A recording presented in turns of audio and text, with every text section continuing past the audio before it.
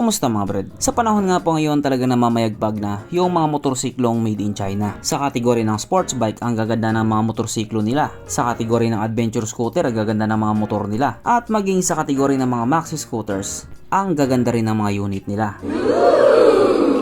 Kung dati nga po yung mga made in China iniwasan ng mga tao, ngayon ibang iba na. Tinatangkilik na rin talaga nila ito. Tulad nila at tulad mo, may tinatangkilik din ako. Kaso lang hindi motor, kundi ito. Sarap eh.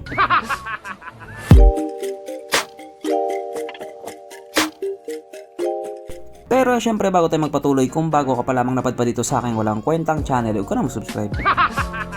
So yun na nga, matapos nga po nilabas ng QG Motor yung ATR 160, naglabas na naman sila ng isang panibagong motor na talaga nga namang malakas din ang dating.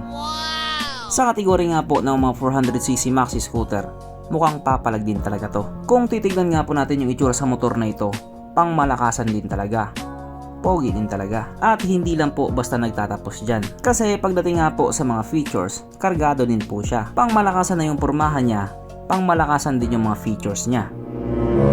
Kaya dahil dyan, pag-usapan na naman natin kung ano bang meron sa motor na ito at kung gaano nga ba talaga siya kaganda. So ito nga po ang bagong-bagong QG Motor Fortress 400 na mayroong 400 cubic centimeter engine displacement, 4-stroke single cylinder, single overhead cam with 4 valves, naka-electronic fuel injected at syempre ito po ay naka-liquid cooled.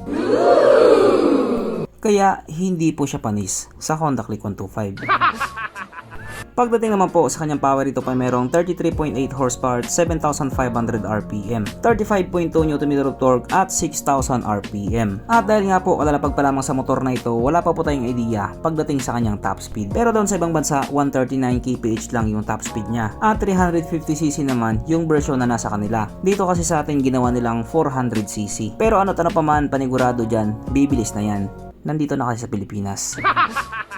Ang kanyang tangke ay kayang magkarga ng 14 liters fuel tank capacity na kumukonsumo naman na po ng 32 km per liter. Para nga po sa isang 400cc na maxi scooter, matipid na po yun. Ang sukat na kanyang gulong 120/70/15 sa harap at 150/70/40 naman sa likuran. Syempre parehas na po itong naka-tubeless. Pagdating naman po sa kanyang braking system, ito po ay naka-dual disc brake sa harap at naka-disc brake din po sa likuran. At meron din po itong dual channel ABS.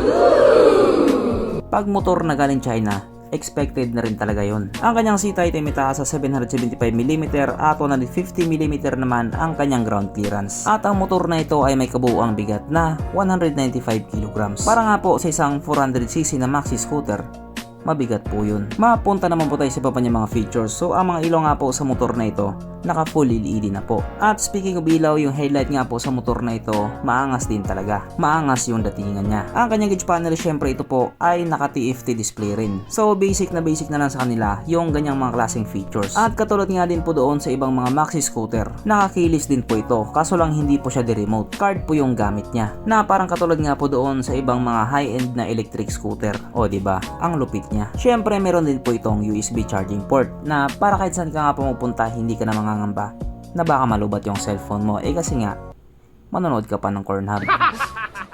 Kaso lang katulad nga din po sa mga bagong motor ngayon, wala po itong kickstart. Kung sa bagay, 400cc siya. Mukhang mahirap din naman padyakan yung ganong kalaking makina. Baka tumalsik pa yung isa mong paa. At meron nga din po itong malaking adjustable windshield na perfect nga po pagdating sa mga long ride. Just in case nakasunod kasi isang malaking truck at maraming alikabok, tagoan mo na sa windshield mo tapos umovertake ka na. Mahirap naman yon kung 50 lang yung takbo niya tapos bubuntot-buntot ka pa. Ano ka tanga?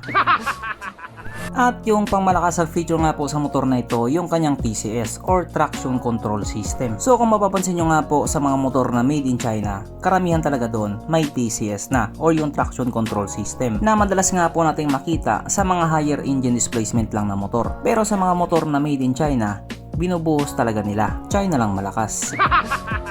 Pero syempre ito talaga ang pinakamalakas sapagkat nandito na nga po tayo sa exciting na part, ang kanyang mga suspension. So sa harapang bahagi nga po ito ay ginamitan ng telescopic fork. At sa likuran naman ito po ay gumagamit ng dual shock absorber na ayon nga po sa mga taong nakagamit sa motor na ito, maganda ang bounce.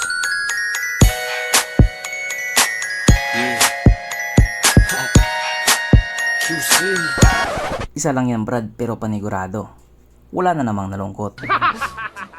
At dahil wala nga pong nalungkot, alamin na po natin kung present nga ba sa motor na ito yung tatlong pinaka-importanting features. So, una na nga po dito ang kanyang lagayan ng istalyon at kitang-kita naman mga brad.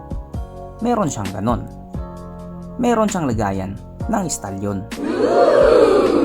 Kaso lang, wala po siyang sabitan ng pulutan. At oras na nga po para sa ating Red Horse check, ang pinaka-importanting feature sa isang motor. At ayon nga po sa aking masusing pag-aanalisa, ang motor na ito ay kayang magkarga ng isang kahong Red Horse, pero kasya pa isa't kalahating kahon sa kanyang underseat compartment.